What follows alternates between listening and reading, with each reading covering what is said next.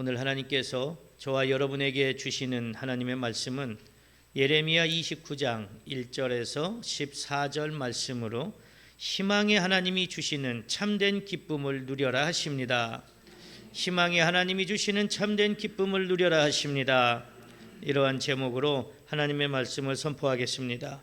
이 말씀이 선포될 때 말씀을 듣는 여러분들에게 성령님이 임재하셔서 희망의 하나님을 만나고 참된 기쁨을 누리는 성도들로 변화되는 역사가 일어나기를 소망합니다. 성령의 감동으로 예레미야서를 기록한 예레미야는 유다 요시야 왕 때부터 활동을 시작하여 바벨론에 의해 예루살렘이 함락된 이후 얼마 동안까지 활동한 선지자였습니다. 예레미야는 다른 선지자들보다 자기 민족의 불의와 죄 때문에 많은 눈물을 흘렸던 눈물의 선지자이기도 합니다. 이때는 이스라엘의 가장 절망적인 어두운 역사의 시기였습니다. 그러나 예레미야는 이스라엘의 가장 어두운 역사의 시기에 이스라엘이 경험한 것과는 전혀 다른 희망적인 하나님의 계획을 보게 하십니다. 예레미야는 그것을 알려주기 위해서 바벨론 포로로 잡혀간 이스라엘 백성들에게 그리고 예루살렘에 남아있는 이들에게 편지합니다. 특히 오늘 본문에서 예레미야가 본 하나님의 계획은 바벨론 포로 생활 70년이 다 차면 그들을 본국으로 귀환시킬 것에 대한 하나님이 주시는 미래의 희망의 메시지입니다. 사랑하는 성도 여러분, 오늘 성령의 감동으로 기록된 본문 말씀을 통하여 하나님께서는 저와 여러분에게 희망의 하나님이 주시는 참된 기쁨을 누려라 하시면서 세 가지로 희망과 소망의 말씀을 주십니다. 그 희망과 소망의 말씀이 무엇일까요? 첫째로 희망의 하나님이 주시는 참된 기쁨은 미래에 대한 희망이라 하십니다. 오늘 성경 본문 말씀 예레미야 29장 11절에 이렇게 말씀하십니다. 여호와의 말씀이니라 너희를 향한 나의 생각을 내가 아나니 평안이요 재앙이 아니니라 너희에게 미래와 희망을 주는 것이니라. 아멘. 당시 이스라엘은 북이스라엘과 남유다로 갈라져 있는데 이미 북이스라엘은 아수르에 의해 멸망을 당한 상태고 남유다는 바벨론에 의해 왕과 장로들과 제사장들과 많은 백성들이 포로로 잡혀간 상황입니다. 이렇게 이스라엘 백성들은 하나님께 불순종함으로 나라가 둘로 갈라졌고 주변의 이방신을 섬기는 강대국들에 의해 멸망을 당하는 고난을 당했습니다. 그리고 오늘 본문 말씀은 예레미야가 하나님의 명령으로 포로로 잡혀간 사람들에게 하나님의 말씀을 전합니다. 바벨론에서 70년 동안 포로 생활을 해야 하고 그 후에 다시 고향으로 돌아올 수 있게 하실 것이니 그때까지 딴 생각하지 말고 아들 낳고 딸 낳고 밭도 일구고 번성하며 거짓 선지자들과 점쟁이들에게 미혹되지 말고 하나님을 향한 신앙을 지키면서 살라는 말씀입니다. 이스라엘 백성들의 상황은 누가 봐도 암울한 상황입니다. 지금 당하고 있는 재앙으로 인해 희망을 찾아볼 수 없는 절망의 상황입니다. 그런데 하나님께서는 이 예레미야를 통해 지금 당하는 것은 재앙이 아니라 미래와 희망을 주시는 것이라고 하십니다. 그러면서 하나님은 희망의 하나님이심을 본문 5절에서 10절에 말씀하고 있습니다. 그리고 하나님께서는 도저히 납득할 수 없는 명령을 내리시는데 자신들을 잡아간 바벨론을 위해서 망하라고 기도하는 것이 아니라 평안하게 해달라고 기도하라고 하십니다. 왜 하나님께서는 자기들을 포로로 잡아간 원수의 나라가 평안하게 해달라고 기도하라고 하셨을까요? 그것은 이스라엘 백성들을 보호하기 위한 하나님의 깊은 뜻이 담겨져 있습니다. 만약 바벨론이 다른 나라에게 멸망이라도 당한다면 어떻게 되겠습니까? 당시 포로로 잡혀있던 이스라엘 백성들은 다시 포로로 잡혀가거나 죽임을 당하거나 아니면 전쟁에 끌려갈 수도 있습니다. 물론 하나님께서 단번에 이스라엘 백성들을 바벨론에서 구원해 주실 수도 있습니다. 아마 이스라엘 백성들은 그것을 원하고 있었을 것입니다. 그러나 하나님께서는 이스라엘 백성들이 70년 동안 포로 생활을 하면서 지난날 하나님을 섬기지 않고 우상을 숭배하고 하나님의 말씀에 순종하지 않았던 그 죄의 삶을 살았던 것을 회개하게 하시려는 깊은 뜻이 있으셨습니다. 그렇기 때문에 바벨론의 평안은 곧 이스라엘 백성들의 안전과도 직결되는 상황입니다. 하나님께서는 이렇게 포로로 잡혀간 백성들에게 지금 당하고 있는 그 고난의 현실 때문에 낙심하지 말라고 하십니다. 절망하지 말라고 하십니다. 포기하지 말라고 하십니다. 그러면 희망의 하나님께서 미래를 보장해 주신다고 하십니다. 혹시 어려움을 당하고 계십니까? 여러분의 상황이 절망적이라 낙심하고 계십니까? 그러면 내 뜻을 이루려고 하는 것이 아니라 하나님의 뜻이 무엇인지 먼저 하나님 앞에 엎드려 기도하시기를 바랍니다. 지금 나는 어려움을 당해서 절망하고 낙심하고 희망을 잃고 있다고 생각될지라도 하나님은 여러분들이 당하고 있는 현실을 통해 새로운 희망을 주시려고 모든 준비를 하고 계십니다. 내가 당하고 있는 고난이 재앙이라고 생각하면 재앙이 됩니다. 그러나 하나님은 우리를 위하여 더 좋은 계획을 세우고 있다는 소망을 가지면서 새 희망을 싹 틔우고 하나님이 주시는 참된 새 희망을 싹 틔우면 하나님이 주시는 참된 기쁨을 누릴 수 있습니다. 어떤 상황에서도 절망하면 그 절망에서 헤어나올 수 없습니다. 그러나 빠져나갈 수 없는 절망이라고 생각할지라도 하나님을 보고 희망의 하나님을 의지하면 그 하나님께서 희망의 길로 열어주십니다. 절망을 희망의 상황으로 바꿔주십니다. 그러므로 희망의 하나님이심을 믿고 미래에 대한 소망을 가지시기를 바랍니다. 좌절하거나 낙심하지 마시기 바랍니다. 하나님이 언제나 보호해 주시고 함께 하신다는 희망을 가지고 낙심하거나 좌절하지 말고 미래의 희망을 주시는 하나님을 찬양하고 하나님 앞에 엎드려 기도하시기를 바랍니다. 사랑하는 성도 여러분, 삶의 고단함으로 인해 희망을 잃어버리고 있지는 않습니까? 모든 것을 내려놓고 싶은 깊은 절망에 빠져 있는 분은 안 계십니까?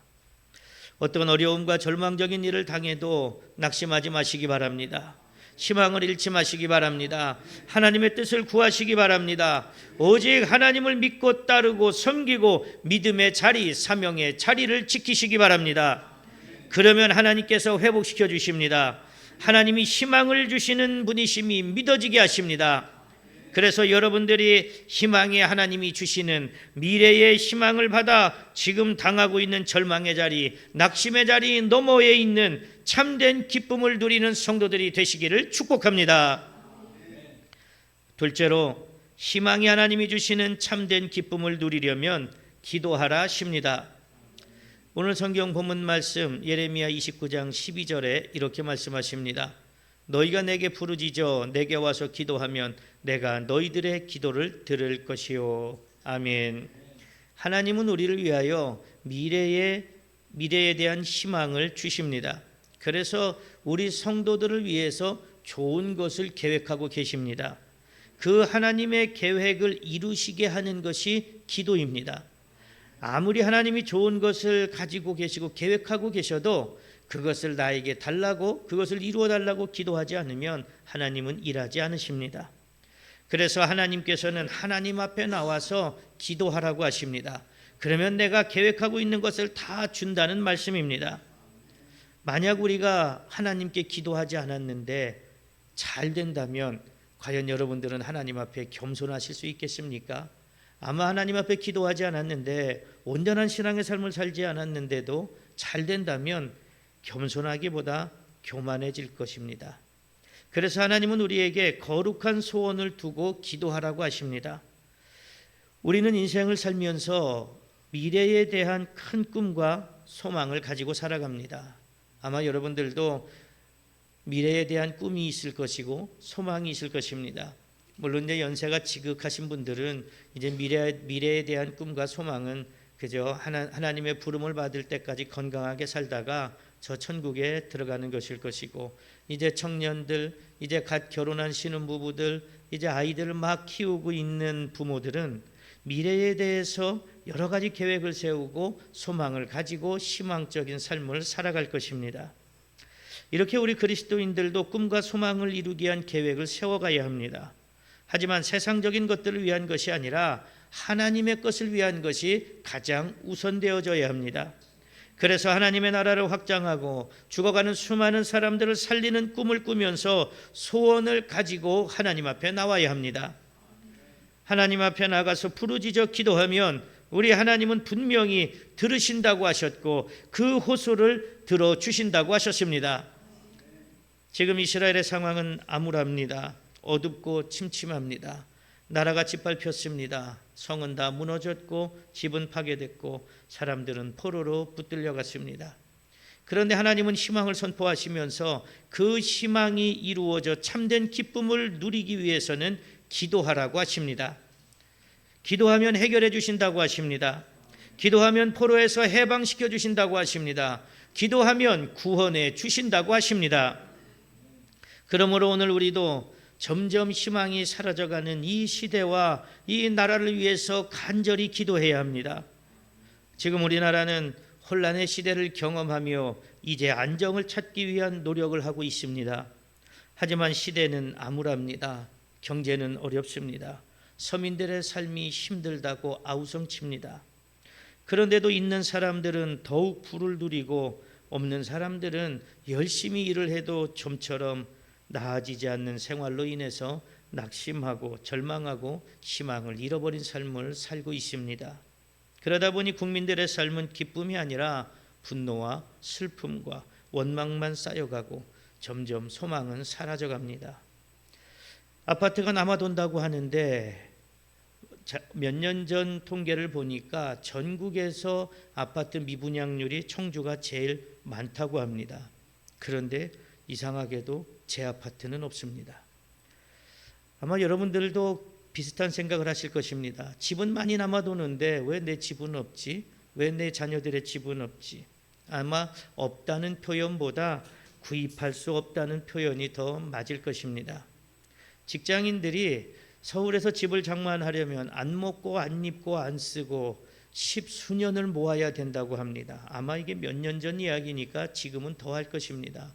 지금 오송도 청주도 집값이 많이 올랐으니 일반적으로 직장 생활하면서 내 돈 가지고 집을 장만하는 것은 거의 불가능에 가까울 수도 있습니다.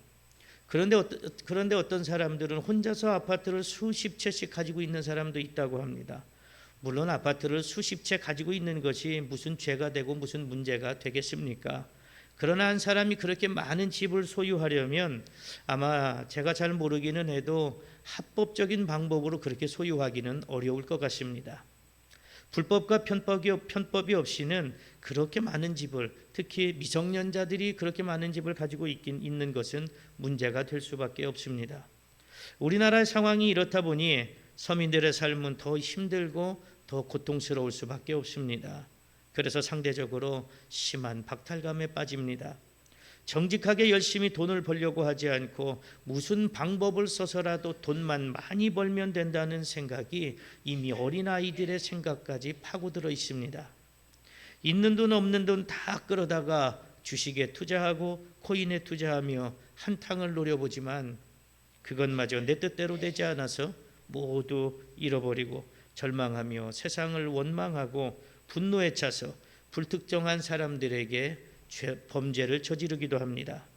말 그대로 인생 한 방을 노려보지만 한 방에 무너져 내립니다. 이렇게 돈이 최고라고 생각하는 세상에서 돈이 없으면 삶이 힘들어지고 그러다 보니 삶을 포기하는 사람들도 계속 늘어나고 있습니다. 하지만 지금 이 시대가 그렇다고 해서 원망하고 낙심만 하고 있으면 안 됩니다. 우리 그리스도인들이 사회 부조리와 사회 악을 없애기 위해서 하나님의 공의를 세워가기 위해 우리는 싸워야 합니다. 그리스도인들로부터 더 정직한 신앙의 삶을 살아가야 합니다. 비록 내가 손해보는 것 같습니다. 신앙적으로 살면 세상적으로 이득보다 손해가 더 많은 것 같습니다. 그러나 나 한 사람의 그 정직한 신앙의 삶이 결국에 세상을 바꾸는 놀라운 역사를 이루어낼 수 있습니다. 그리고 믿음의 사람들은 더욱 하나님께 기도해야 합니다. 지금 이 시대는 어느 때보다 더 절실한 기도가 필요한 시대입니다. 바울과 실라는 가장 절망적이고 낙심될 때 하나님께 기도했습니다. 그러자 절망의 상황이 희망의 상황으로, 죽음의 상황이 생명의 상황으로 바뀌어지는 놀라운 하나님의 역사를 경험하게 되었습니다. 사도행전 16장 23절에서 26절에 이렇게 말씀하십니다. 많이 친 후에 옥에 가두고 간수에게 명하여 든든히 지키라 하니 그가 이러한 명령을 받아 그들을 깊은 옥에 가두고 그 발을 착고에 든든히 채웠더니 한밤중에 바울과 실라가 기도하고 하나님을 찬송하며 죄수들이 듣더라. 이에 갑자기 큰 지진이 나서 옥터가 움직이고 문이 곧 다 열리며 모든 사람의 매인 것이 다 벗어진지라. 아멘. 여러분들의 삶 가운데 매일매일 시작되는 하루의 삶이 보람있고 기쁜 삶이 되기를 원하십니까? 하루를 시작하면서 하나님께 10분이라도 엎드려 기도해 보시기를 바랍니다. 한 주간의 삶을 보람있고 활기있고 생기있게 살기를 원하십니까? 그러면 주일을 온전히 하나님께 드리고 찬송하며 주님의 일을 감당하고 기도하고 말씀을 듣고 한 주간 동안 그 말씀대로 살려고 노력해 보시기를 바랍니다. 그러면 하나님께서 지켜주십니다. 하나님께서 보호해 주십니다. 언제나 승리하게 하시고 여러분들의 삶이 기쁜 삶으로 변화되게 하십니다.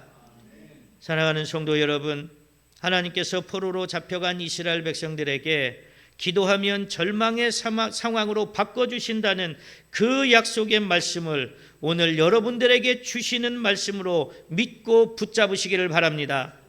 그리고 그 약속의 말씀을 믿고 기도하시기를 바랍니다. 그러면 희망의 하나님께서 절망의 상황을 희망으로 바꿔주십니다. 여러분들이 하나님께 간절히 기도함으로 절망이 바뀌어 희망이 되고 하나님이 주시는 참된 기쁨을 풍성히 받아 누리는 성도들이 되시기를 축복합니다. 셋째로, 희망의 하나님이 주시는 참된 기쁨을 누리려면 하나님을 전심으로 찾으라 하십니다. 오늘 성경 본문 말씀 예레미야 29장 13절에 이렇게 말씀하십니다. 너희가 온 마음으로 나를 구하면 나를 찾을 것이요 나를 만나리라. 아멘.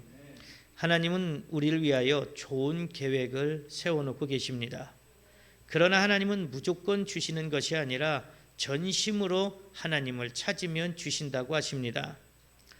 하나님께서는 예레미야 선지자를 통하여 나라를 잃고 포로로 잡혀있는 이스라엘 백성들이 인간적으로 가장 힘들고 어려운 고통의 시간을 겪고 있지만 그것을 핑계대지 말고 절망의 상황에서 일어서서 희망의 하나님을 간절히 찾으면 만나 주시고 다시 고향으로 인도해 주신다고 하십니다.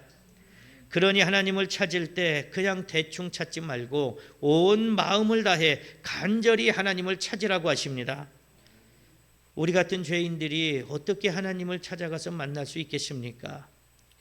우리가 대통령을 만나려고 해도 만날 수가 없습니다. 그런데 하나님께서 전심으로 찾으면 만나 주신다고 하니 이것보다 더 기쁘고 더 감사한 소식이 어디에 있겠습니까? 본문 14절에 이렇게 말씀하십니다. 이것은 여호와의 말씀이니라. 나는 너희를 만날 것이며 너희를 포로된 중에서 다시 돌아오게 하되 내가 쫓아보내었던 나라들과 모든 곳에서 모아 사로잡혀 떠났던 그곳으로 돌아오게 하리라. 이것은 여호와의 말씀이니라. 아멘. 포로로 잡혀간 백성들에게 이것보다 더 기쁜 소식은 없을 것입니다. 고향으로 돌아간다는 소식보다 더 희망적인 소식은 없을 것입니다. 그래서 예레미야 선지자를 통해 하나님을 만나기 위해 하나님을 찾고 또 찾으라고 말씀하십니다. 이스라엘 백성들이 나라는 망하고 포로로 잡혀가 고통 중에 있는 지금이 하나님을 만날 때라고 하십니다. 그렇게 하나님을 만나면 절망적인 상황 속에 희망을 주신다고 하십니다. 하나님은 멀리 계시지 않습니다. 하나님은 언제나 우리들 가까이에 계십니다. 우리와 함께 하십니다. 그런데 왜 하나님이 멀게만 느껴질까요? 사람들의 마음이, 내 마음이 하나님과 멀어져 있기 때문에 하나님은 나와 멀리 계신다고 그렇게 생각되어집니다. 하나님 앞에 죄를 지으면 아담이 하나님을 피해 나무 사이에 숨었던 것처럼 숨을 수밖에 없고 멀리할 수밖에 없고 멀어질 수밖에 없습니다.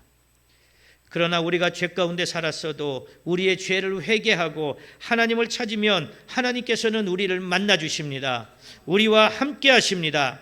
그 하나님이 오늘 저와 여러분의 하나님이신 줄 믿으시기를 소망합니다.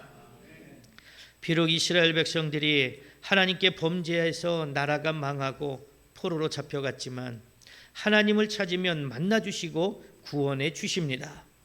이사야 55장 7절에 이렇게 말씀하십니다. 악인은 그의 길을, 불의한 자는 그의 생각을 버리고 여호와께로 돌아오라. 그리하면 그가 긍휼히 여기시리라. 우리 하나님께로 돌아오라. 그가 너그럽게 용서하시리라. 아멘. 이 약속의 말씀은 이스라엘 백성들에게만 주시는 말씀이 아니라 지금 이 시대를 살아가는 우리들에게도 똑같이 주시는 말씀입니다. 그러므로 여러분들이 하나님의 약속의 말씀을 믿고 하나님께 나아가 간절히 사모함으로 하나님을 찾고 구하고 만나시기를 바랍니다. 오늘도 하나님은 만날 자들을 찾고 계십니다. 예배 중에 임하셔서 우리의 마음을 살피시어 하나님을 만나기 위해 간절한 마음으로 예배를 드리고 사모하는 자들에게 희망이 하나님이 만나주시고 절망을 희망으로, 고통을 소망으로 바꿔주십니다. 고난의 자리에서 구원해 주시고 참된 기쁨을 누리게 하십니다. 신앙의 세계는 간절함을 원하고 있습니다. 간절할 때 무엇이든 이루어지기 때문입니다. 요한계시록 3장 16절에 네가 이같이 미지근하여 뜨겁지도 아니하고 차지도 아니하니 내 입에서 너를 토하여 버리리라, 이렇게 말씀하십니다. 미지근해서는 아무것도 안 됩니다. 여러분 안에 신앙의 뜨거움이 불일 듯이 일어나 하나님을 간절히 찾고 그 하나님을 만날 수 있기를 소망합니다. 사람들은 돈을 많이 벌고자 하는 간절함을 가지고 악착같이 살아갑니다. 성도들도 마찬가지로 돈을 벌기 위한 간절함으로 악착같이 하루하루 살아가며 일을 합니다. 몸이 아파 죽을 것 같다고 말하면서도, 이렇게 아픈 것보다 차라리 죽는 게 낫다고 하면서도 어김없이 그 다음날 새벽이 되고 아침이 되면 돈을 벌기 위해 아픈 몸을 이끌고 일터로, 직장으로 나갑니다. 자녀들을 성공시키기 위한 간절함으로 온갖 정성을 쏟아붓습니다. 그래서 무슨 쪽집게 가해가 있다고 하면, 어느 학원에 가면 잘 된다고 한다 그러면 천리길도 마다하지 않고 달려갑니다.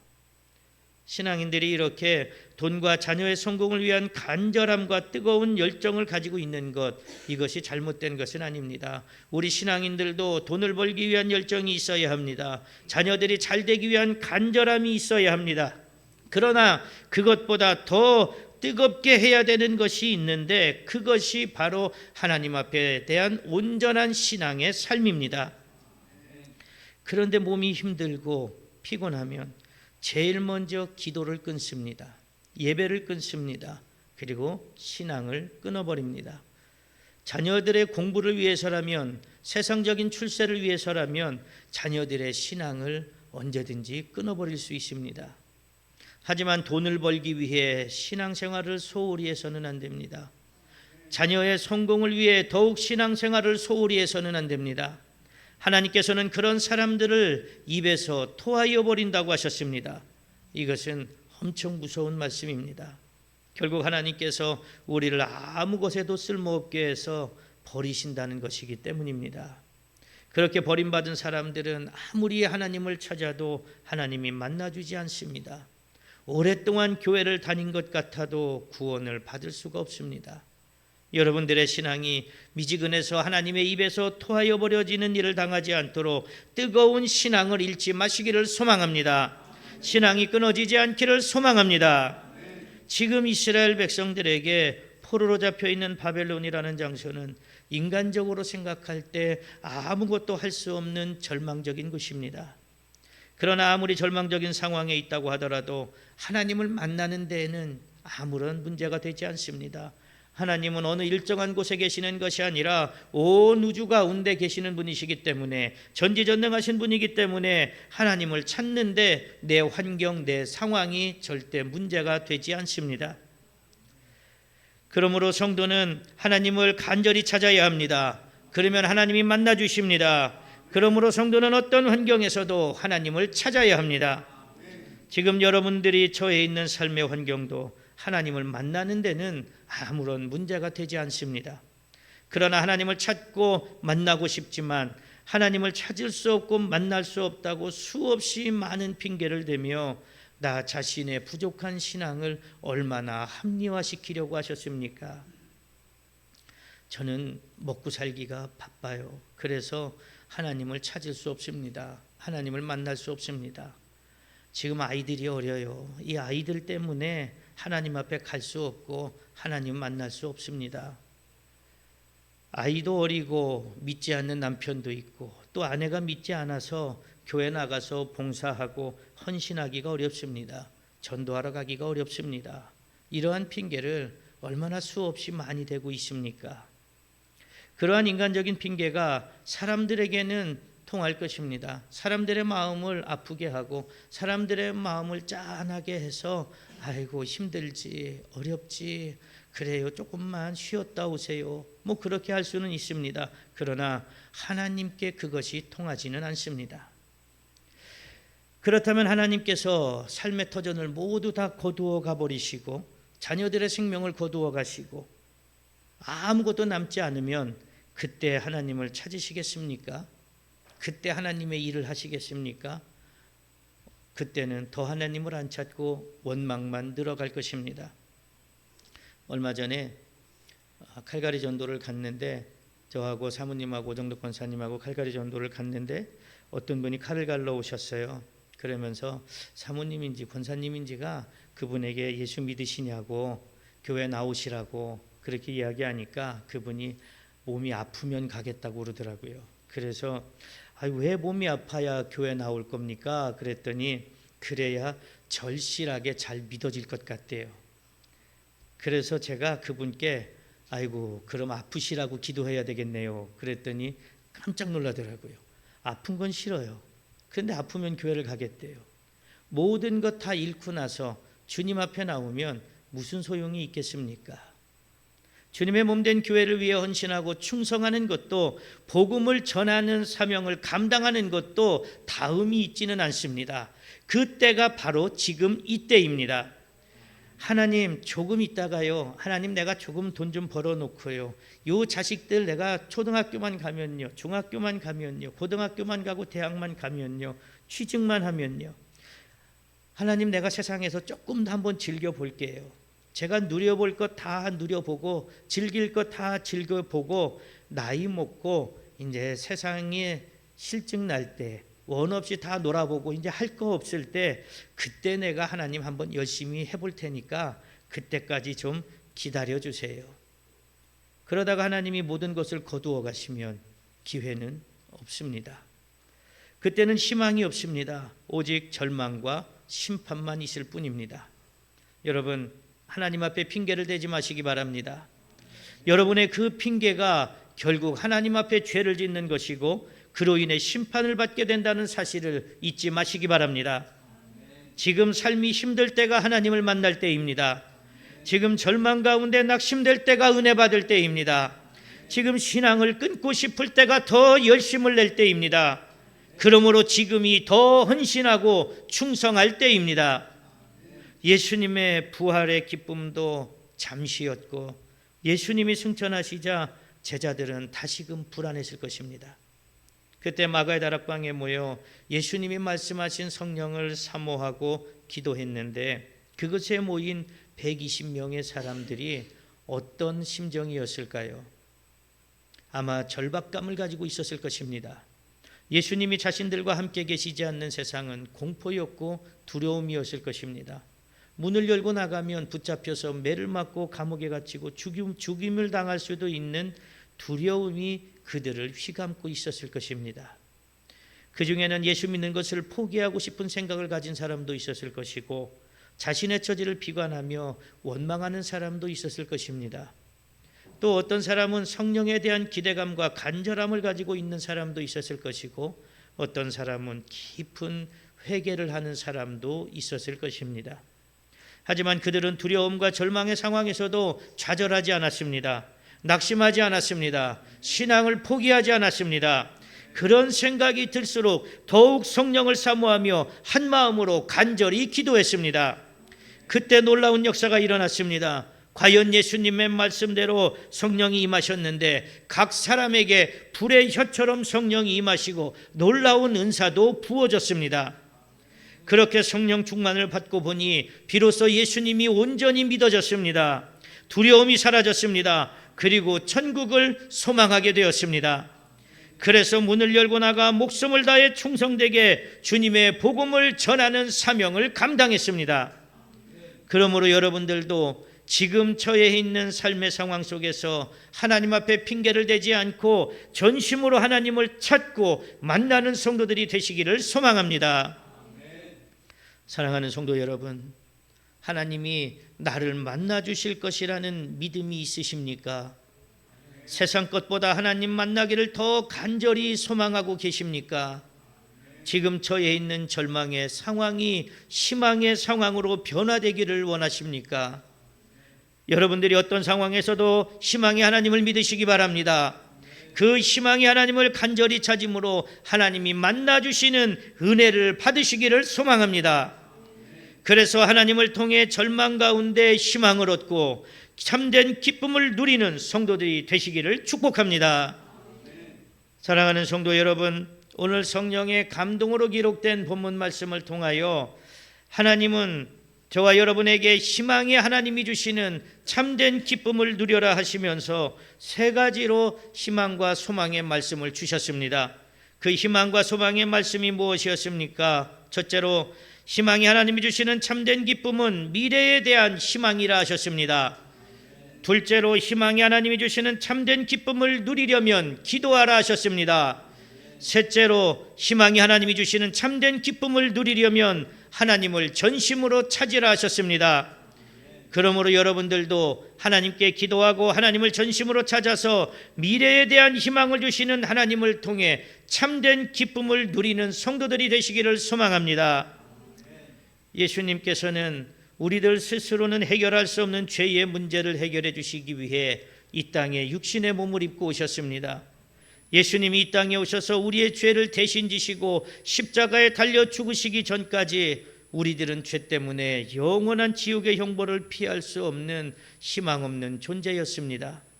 그러나 하나님께서는 그런 우리들에게 희망을 주시고 소망을 주시기 위해 독생자 예수 그리스도를 부활시키셔서 하나님의 우편에 앉게 하셨습니다.